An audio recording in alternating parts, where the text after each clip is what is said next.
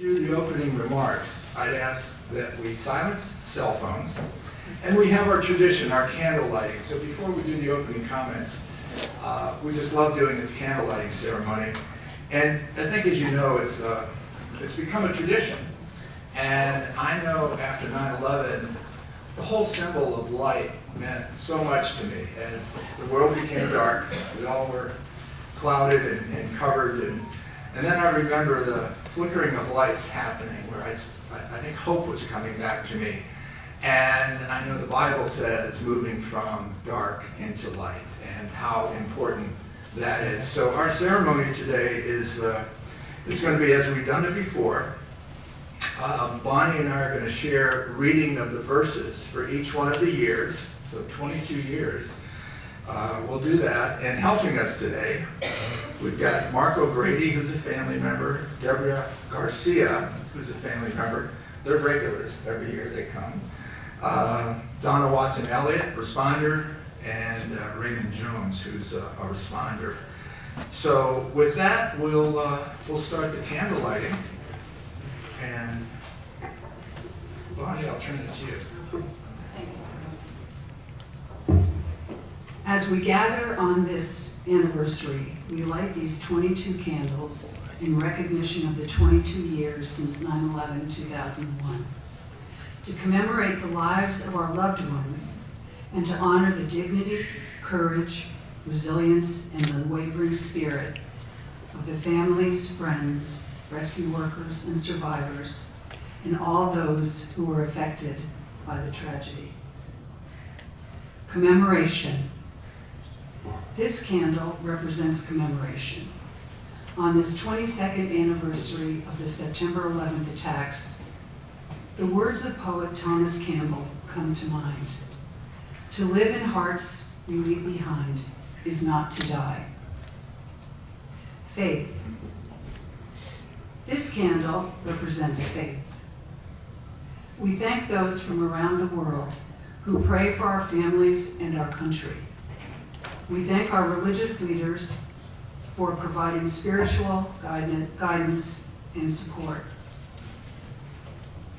Our faith, family, and friends continue as enablers towards strength and resilience.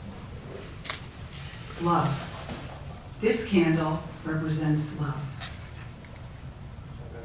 The everlasting love that we will always carry in our hearts for our loved ones and for each other.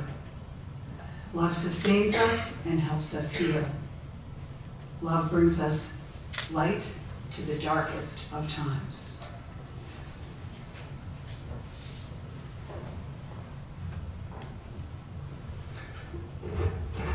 Family.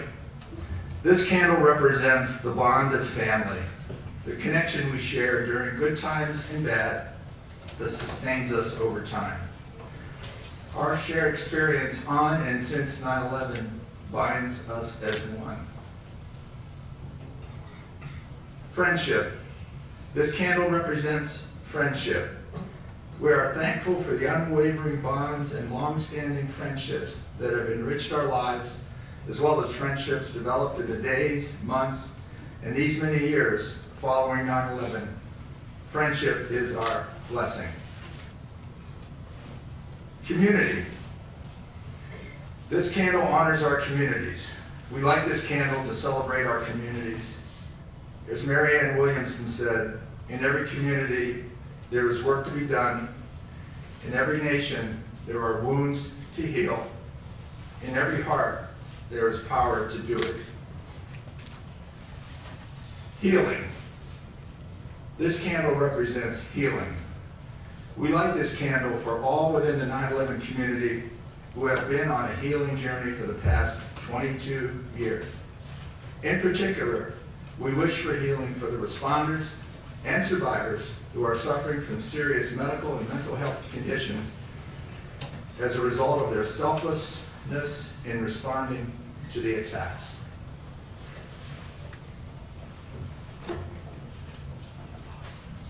Courage.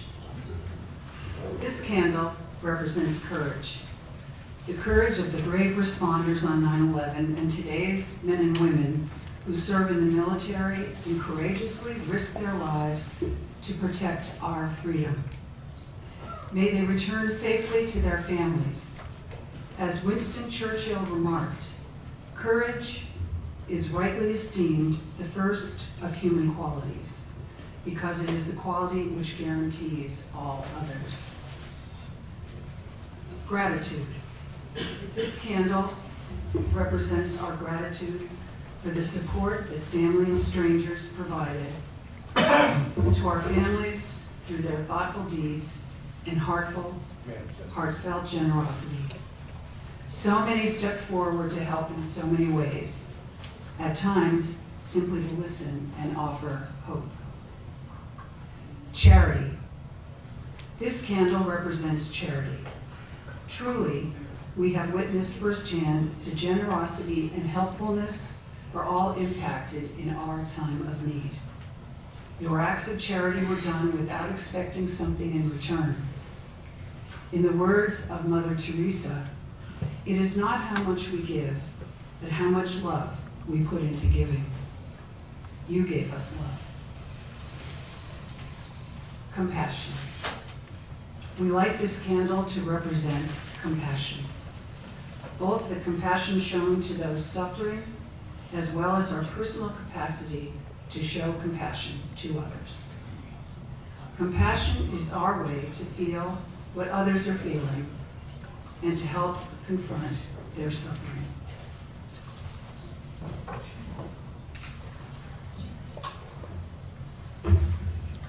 Peace. This candle represents peace. We pray for peace in our hearts and in our lives. We pray for our leaders, both here in the United States and abroad, to continue to work together toward world peace. Hope. This candle represents hope. Hope for the future of our families, our communities, our nation, and our world. As Desmond Tutu stated, hope is being able to see that there is light despite all the darkness. Advocacy. This candle is for the incredible advocacy work done by those who have advocated for health benefits and compensation for those impacted by 9/11, and the thousands of caregivers who have compassionately cared for those who have suffered from medical and mental health conditions, including during the days of the pandemic.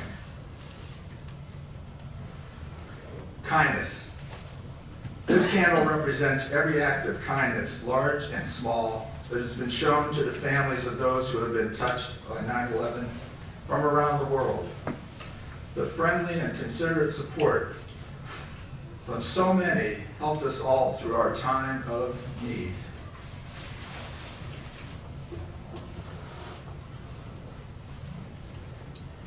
Resilience. This candle we light to celebrate resilience. The power of the human spirit and personal strength demonstrated by so many has provided us with a pathway to hope and recovery. We should be proud of our personal growth and the resilience we have all built. Tolerance. This candle represents tolerance. In challenging times, may this candle illuminate the importance of personal and group tolerance. In sympathy or indulgence for beliefs, opinions, or practices differing from our conflicting with one's own. Optimism. This candle represents optimism. We look ahead to the future with hopefulness and confidence now that more than 2 decades have passed. Our optimism reflects the satisfaction of personal growth over these past 22 years. Reflection. This candle represents reflection. We reflect on the memories of those lost on 9/11 and on the meaning they brought to all of our lives. We reflect on our journeys and on the resilience we have built over time. Reflection is essential to continuous growth.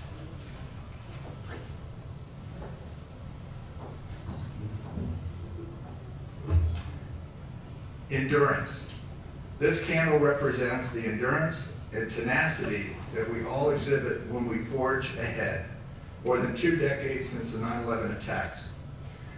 The light of this flame exemplifies the perseverance of our community, as well as the eternal flame that shimmers as we remember those we lost.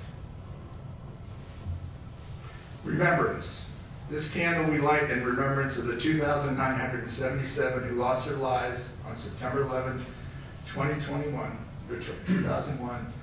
and the more than 6,300 who have perished of 9/11 related illnesses since. We also honor the lives of the thousands of individuals who have died in other acts of mass violence. We cherish the special place in our hearts that will always be reserved for them. We thank them for the gift that their lives brought to each of us. Quote, "There are special people in our lives who never leave us, even after they are gone." So as we do each year, we'll leave these candles lit for the day, so we can remember that tomorrow is the anniversary and the 22nd year since that tragedy. How about if we give the candlelighters a round of applause?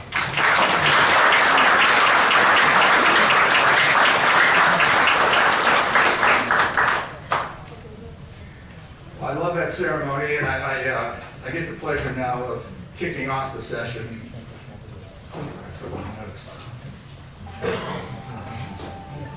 So it's my pleasure to welcome everybody here. As you know, with COVID, we held this obviously only with live streaming, and we tried last year with an in-person and a live stream feed, and we had wonderful attendance. And again, yesterday and today, we've got a room full of people here today, and we've got hundreds of people that are hopefully in their pajamas watching the broadcast today. So we also totaled it up. We have 24 states and 13 countries represented today. So we have a pretty wide footprint. I guess all the negatives from COVID, the only thing is with Zoom, we could have a broad footprint, and it's working out well. It worked out well yesterday. So if we look at the agenda, and we'll put the slide up, today is 9/11 Day.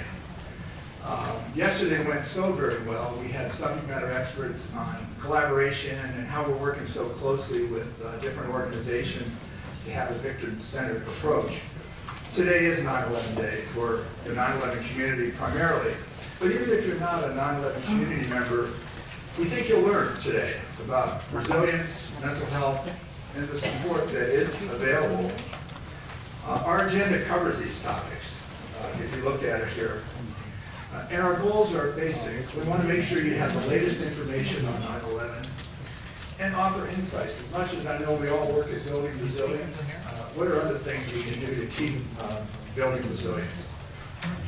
Our sponsors, I can't say enough about them. I want to thank our sponsors. You're going to see their logos on the screen during breaks. They'll be out in the hallway. There's printed programs that you were given as you checked in. There's posters that are on our website. It's pretty simple. We would not be hosting this event without our sponsors, and I want to name them. Now, I mean, our leading sponsors, the highest level, at a commemorative level, is Turk and Heath and Macaulay, and I know Matt is here. Turk and here to here. So give them a round of applause.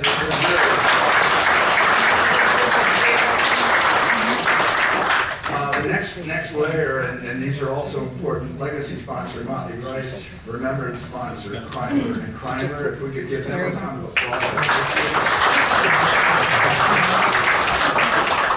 And then we have our supporting sponsors, Linked, the Leadership and Counterterrorism Group, Alumni Association, Barish and McGarry, Niche RMS 365, and Spicer Krause. We couldn't do this without all of you. Can we give all of our sponsors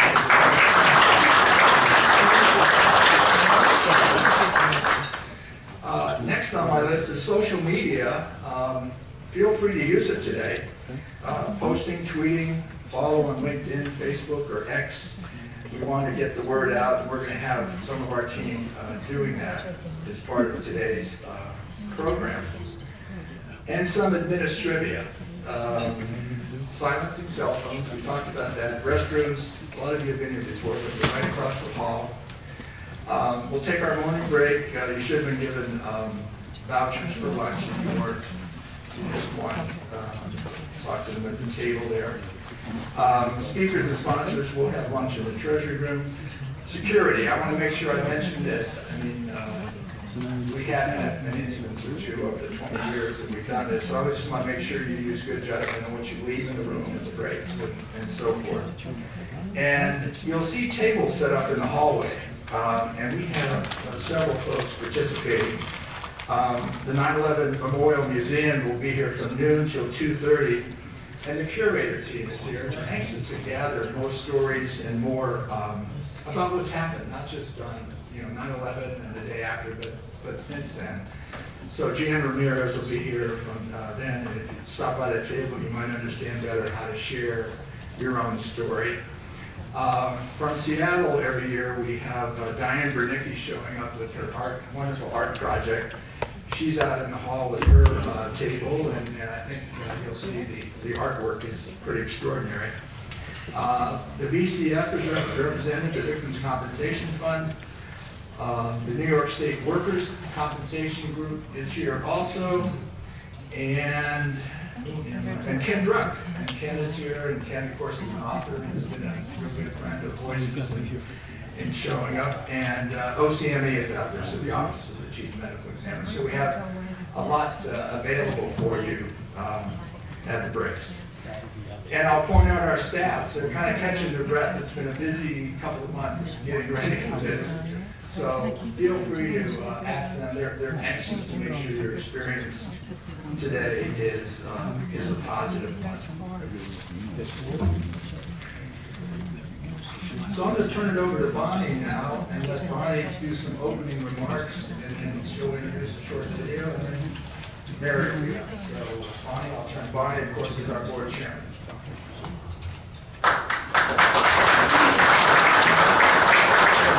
Thank you, Frank. Good morning, everyone. I'm truly honored to be here today, nearly 22 years since the attacks on the World Trade Center, the Pentagon, and the fatal crash of United 93 in Shanksville. And it's really hard to believe, 22 years. As a family member myself, having lost my husband, Amy McEnany, in the North Tower, my heart goes out to all of you who had losses of your own. The 9/11 community is strong, demonstrating an inspiring degree of resilience. But that doesn't lessen the need for the world to always remember what happened on September 11th, 2001. 2,977 innocent people lost their lives due to the actions of 19 hijackers. Since 9/11, over 6,000 first responders and others have died from exposure to toxins in the area. The devastating enormity of this can be contrasted against the enormity of the work Voices has been doing to help families and communities heal after tragedy. Not only does Voices support those affected by 9/11, but also individuals impacted by other acts of mass violence across the country and some areas abroad. As of August 27th, the United States had already experienced 470 mass shootings. For each of the past 3 years, there have been over 600 mass shootings, almost 2 per day. The mental health needs of victims and their families have grown to crisis proportions. Mary and Frank Fetchett, their dedicated team of employees and volunteers at Voices, and their extensive network of partners are there to help. Now let's hear from some of the individuals who have benefited from Voices' work. I'd like you to turn your attention to a short video, Remembrance, Reflection, and Resilience. Thank you.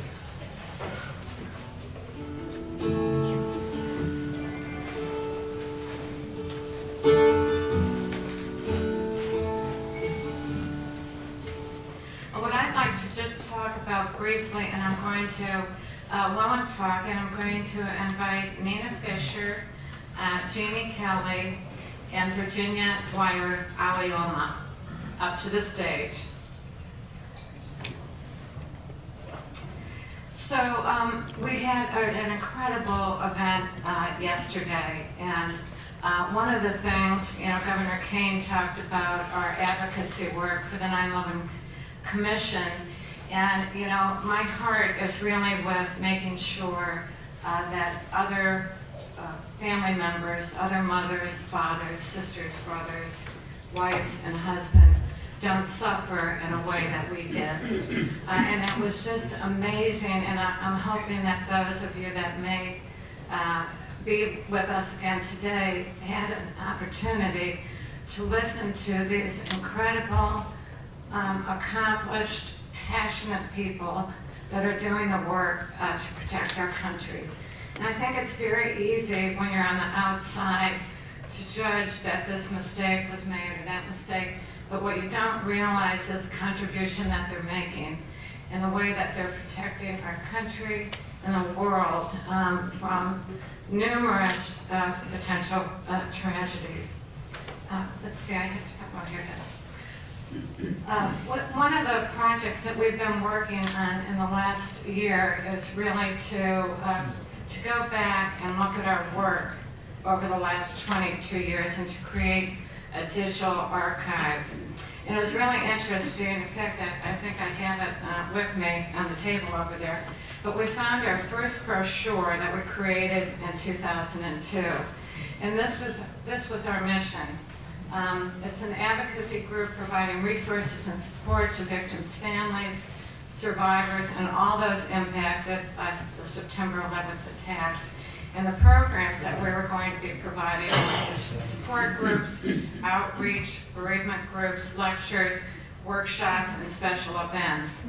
So despite us changing our name to really reflect what we're doing since, which is really to work with the public-private partnerships, many of them who are in the room today, to make sure this doesn't happen again, and to make sure that victims, survivors, and even the responders that have cumulative tragedies that they're responding to, that they have the support that they need as well.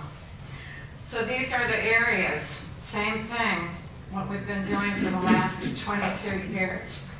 And so, many of the people that are with us here today that spoke in the video and that are here on the stage have an opportunity, most importantly, to connect with each other.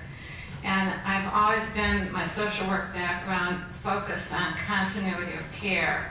I really feel that once you hear somebody's story, you have the responsibility to connect them with the services that they need. And that's what we do. And to do that, we have worked with our partners, which is so critical because we can't do it alone. And so I'd like to just take a moment and ask those people that are here with us today that are providing some kind of support to the victims' families, responders, and survivors to just stand up. And I'd like to give you a round of applause. I see two people here.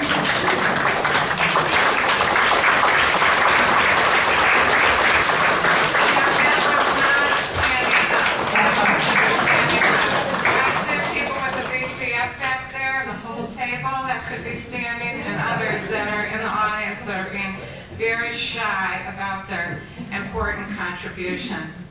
And so when you think about somebody that's impacted by trauma, typically the recovery is shorter and they're more resilient if things are handled in a very short period of time. But when you look at the timeline of 9/11 and you look at the World Trade Center Health Program, for the responders and survivors that will go to 2090.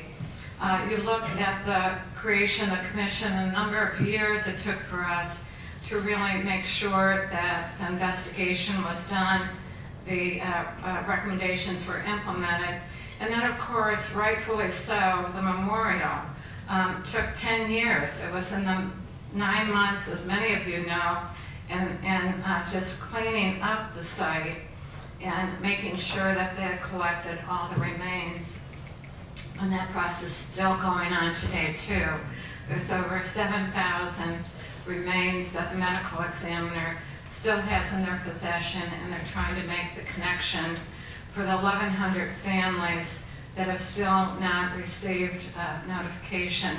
And there were actually 2 notifications made just this week for families that had never been notified before. So we appreciate so much their dedication. You'll be hearing about the Saudi suit, and that we're hoping that that will come to fruition. They'll receive the documents that they need to do, to hold people accountable. And then the Guantanamo trial that continues to go on 22 years later. So, as some people would say, gosh, 22 years, aren't they over it yet? Well, no, we're not over it yet, because we have a lot of issues that still remain unresolved. And you heard from some of the folks today on the video, but I want to sit with Janie and Nina, who I've known for many years, and then of course Virginia, who's running our support groups. So I wondered if you could start by taking a moment. Nina, we've known each other since the beginning of time, but maybe some people in the audience don't know you, so could you introduce yourself? Thank you, Mary. My name is Nina Fisher. My brother Andrew Fisher was in Tower 1 at Windows in the World attending a conference. He was 42 years old, and it's difficult. It's difficult. I was trying to think of how to best represent what you and your organization has done for me and my family. And you asked me to speak, and I was like, oh, there's a million things I can say, and I don't know if I have the strength to say it without crying.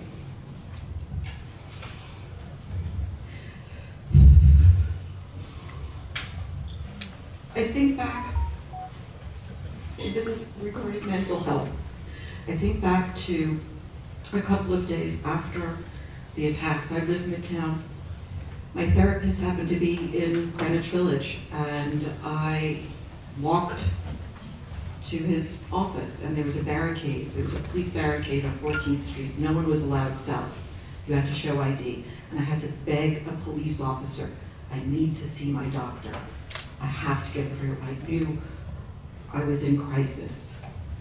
Well, my therapist, bless his heart, he's rest in peace, he cried for 3 weeks, 4 weeks straight.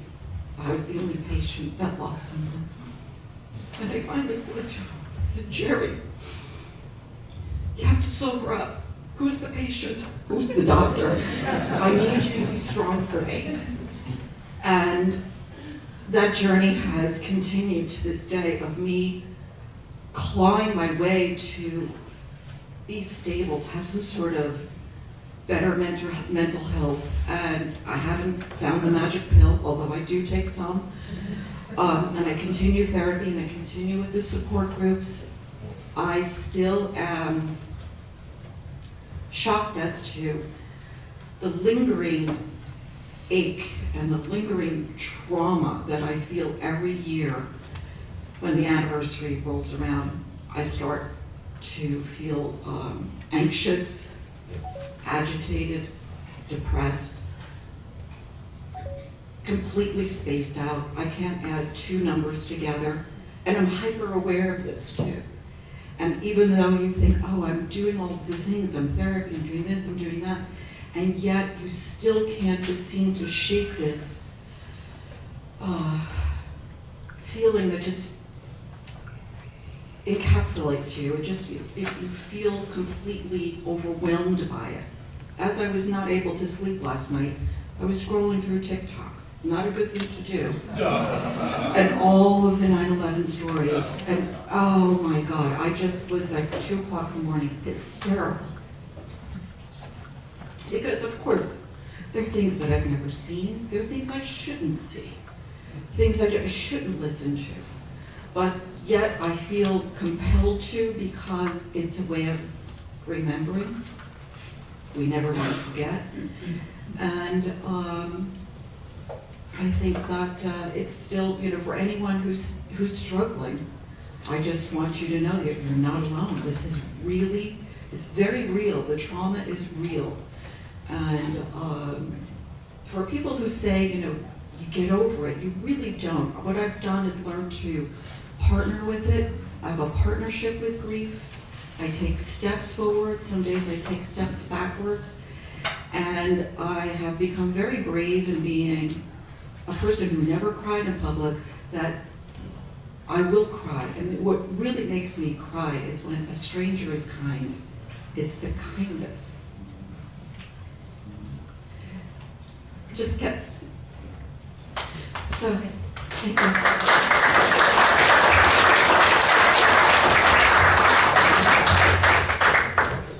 Feel my hug, Nina. The other thing too that I want to say about what Mary's group is doing is that the ongoing support. I'm now taking care of my 93-year-old mother with dementia. So as if my life wasn't hard enough, it's gotten a lot harder. And my brother Andrew was the one who committed to taking care of my parents when we were old. And I'm doing this in his memory, but I miss him. I wish he were here, because it's so hard. Another part of me, I've lost my life. It's consumed by caring and seeing a person who's literally losing their mind and being a witness to that, and them not remembering. It's hard. So I think it's really important that we carry on and remember things that other people are no longer able to. My mother's 93, she's coming tomorrow. We're making her make the journey. We do it every year.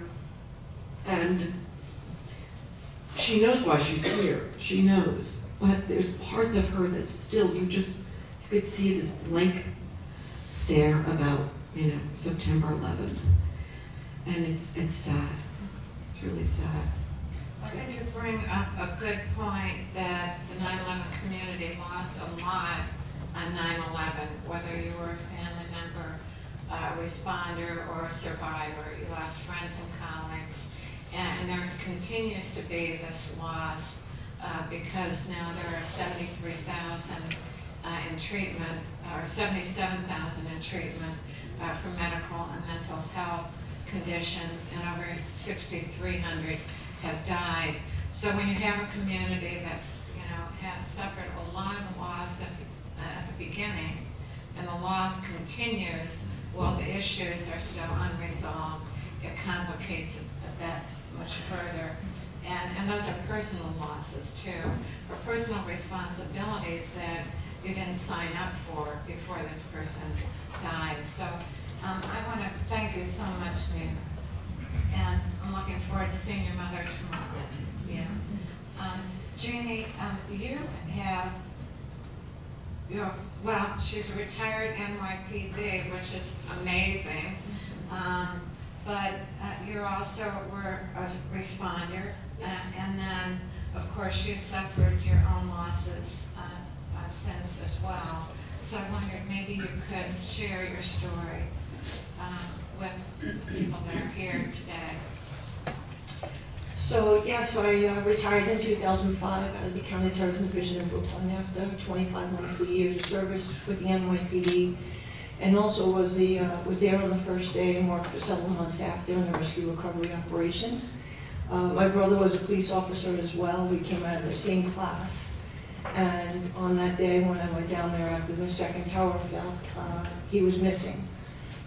He made a right where the rest of the members of his unit made a left, and nobody knew where he was. So the struggle and the challenge was, all I kept thinking is, will we ever find him? And when we do, what will I tell my mom and his wife? But we were able to find him 14 hours later at the East River Drive at the Pathmark Shopping Center, setting up a triage, and continued working down there in different capacities until March of '02. I now work with Matt McCauley with Turkey as they're not the director of 9/11 outreach and education, and I do all the outreach to find responders and survivors, the folks that live working with. We went to school south of Canal Street to get them in the World Trade Center Health Program, and the work that I do is not work, it's very personal to me, and based on what you said, you don't get over it, you find ways or outlets to get through it. Tomorrow being the anniversary, early on I used to go, what a lot of us in the law enforcement, not in NYPD, would say we go dark. We would go dark around the anniversary and just not socialize or go to work even and just stay under the radar, if you will. So I've made a change in what I do. My outlet is to find the light and do good. And even though tomorrow a lot of people will just be here for the memorial, but I will be meeting with 2 responders with cancer to help them register in the program. So my way of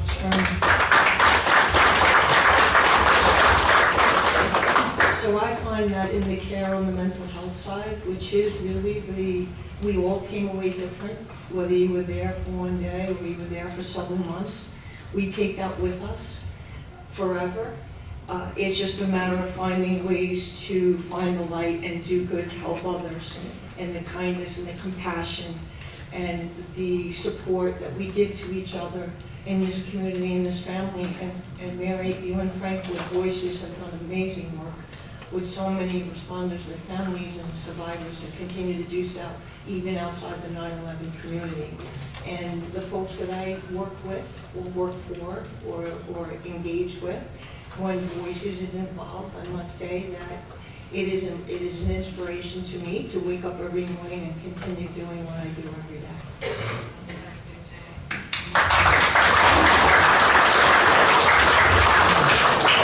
I want to go back to, as yesterday we had people here that work with NYPD, and we also had the fire commissioner, and both of these organizations suffered incredible losses. But when you think about law enforcement, I think the difference or the firefighters is their job doesn't end after the tragedy.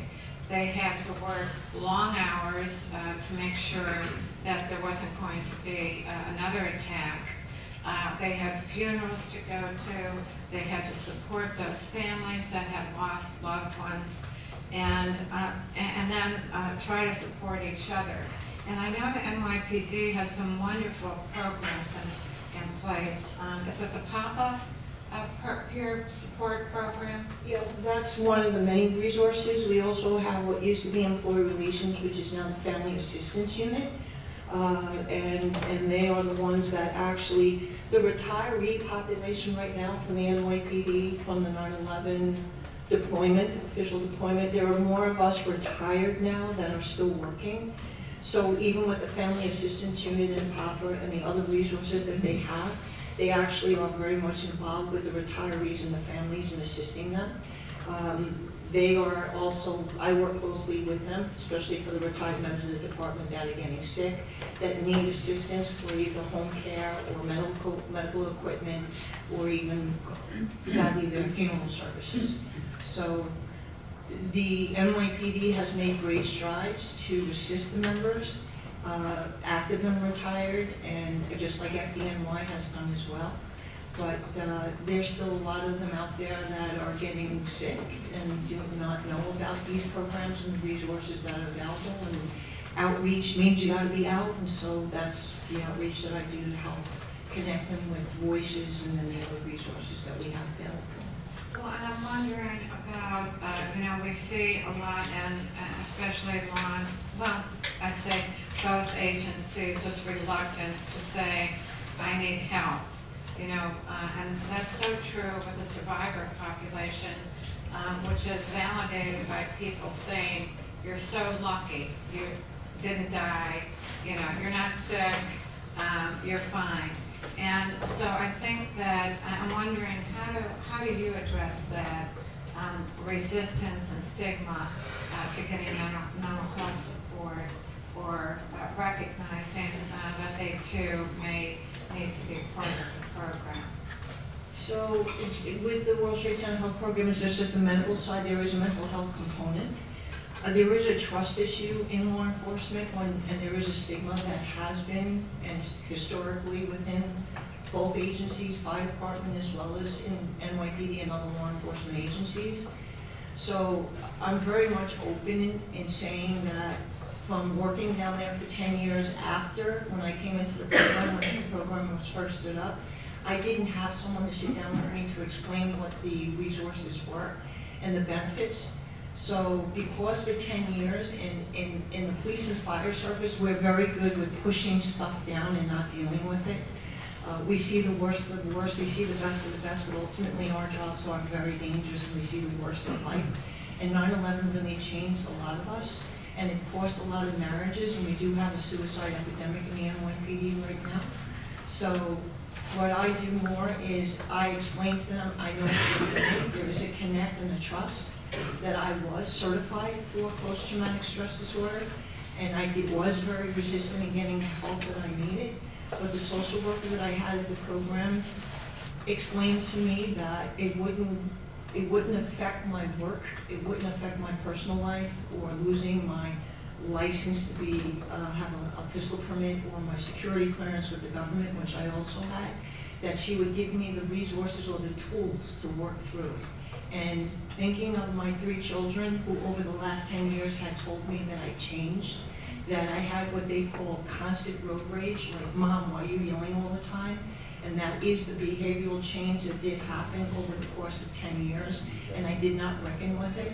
So when I put that out there to my colleagues and I say, I know what you're going through, but I have the resources to help you to get to the other side, to get your life back, because the key part of life 22 years later is for many of us to retire and have a good quality of life, both physically and emotionally.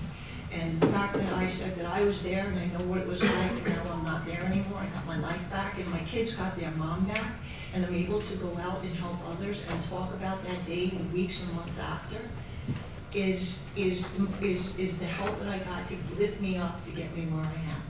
So when I share my story, and there is that trust issue, and many of them know me from the training I did prior to 9/11 in the department for a very long time, then there's a connect, and then there's a bond, and then I promise them that I'm always going to be here to support them, and you're not alone.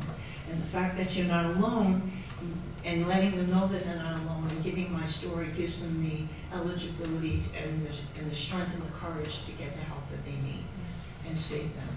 Well, and you bring up, I think, an important issue. You're one of them, and you have that shared connection. And so I wanted to turn it over to Virginia now, put her in the hot seat. Virginia is running our support groups, and when we first started support groups, we had to come up with a creative way to connect people. And it was very defined, parents with parents, spouses with spouses, spouses with children, on and on, firefighter mothers with firefighter mothers. And so that continues today, but when Zoom, that one great thing out of the pandemic, in my view, was this ability to communicate, and see each other when you're talking. It's not still the same as being in person, but it's much better than talking over the telephone on a conference call. And so we were able to shift immediately and start our focus groups, our support groups via Zoom. And you remember that there were 93 countries that lost citizens that day.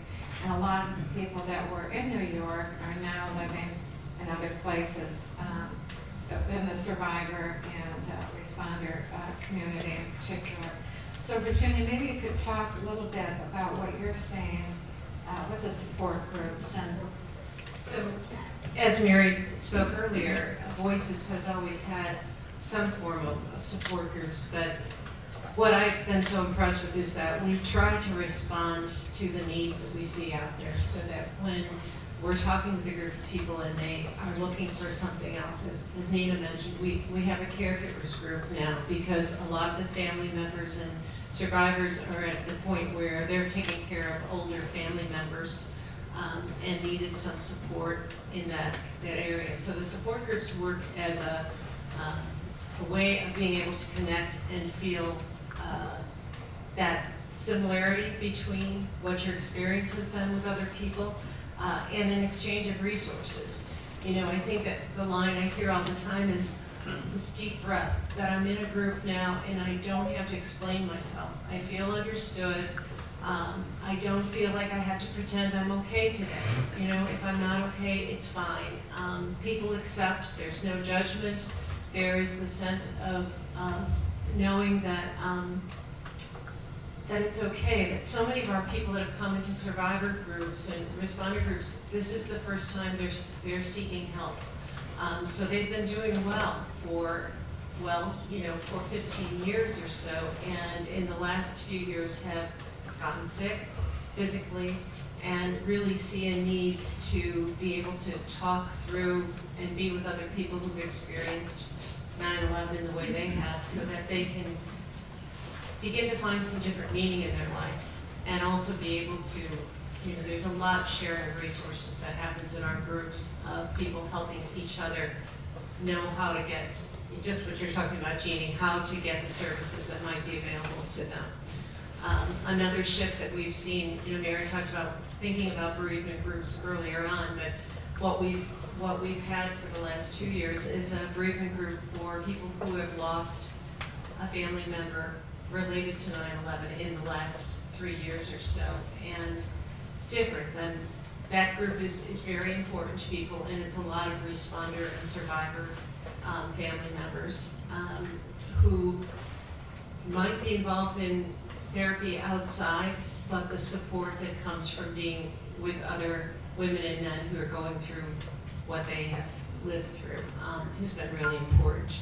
So we have, you know, we have a number of things going on. We always do, always, but we've had a focus group prior to 9/11 and afterwards, that it's important for people to be able to gather around the anniversary, as you all know. So that's kind of just in a nutshell, Mary. So, Well, and I think the thing about really recognizing what people need, you know, at this symposium, we've had well over 500 subject matter experts that, you know, that have really examined PTSD. They're conducting research. That is their focus. You know, no different really than World Trade Center Health Program. That is their focus. Or the Victims' Compensation Fund. That is their focus. And so I think the workshops and webinars now that we've been able to provide is really based on what we're hearing in these support groups, or what I can anticipate, you know, as a family member and talking with others of what's needed.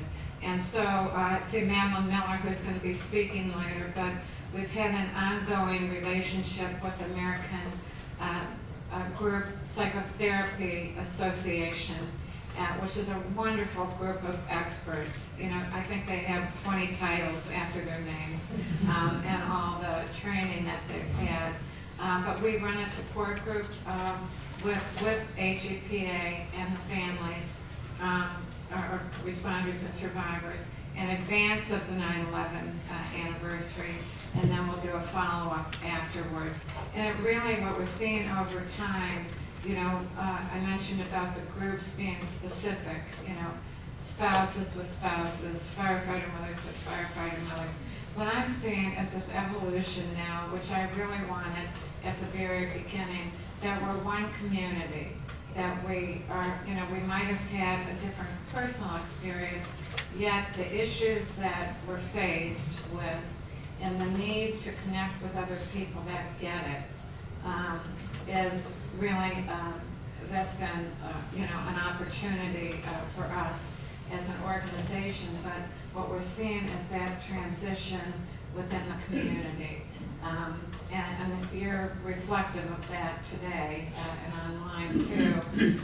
In addition to really learning from us, we are working with the CDC on a grant to do research on the survivor population, who's really, there hasn't really been a lot of research done on survivors, and we're looking at prolonged grief in the survivor population.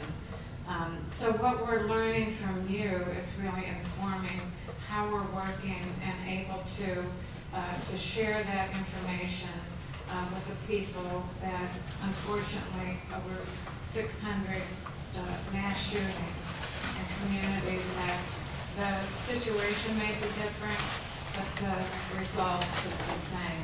There's going to be people that suffer grief and loss and need help.